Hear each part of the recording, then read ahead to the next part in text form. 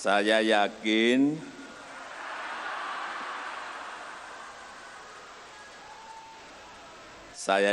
Golkar akan dengan cermat,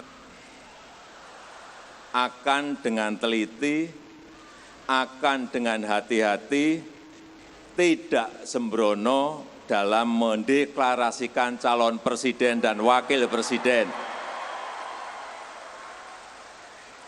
2024. Meskipun tadi saya lihat sudah teriak semua Pak Erlangga Hartarto.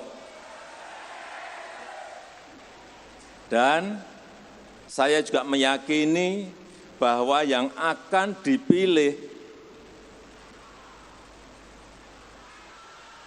oleh Partai Golkar, capres maupun cawapres, ini adalah tokoh-tokoh yang benar.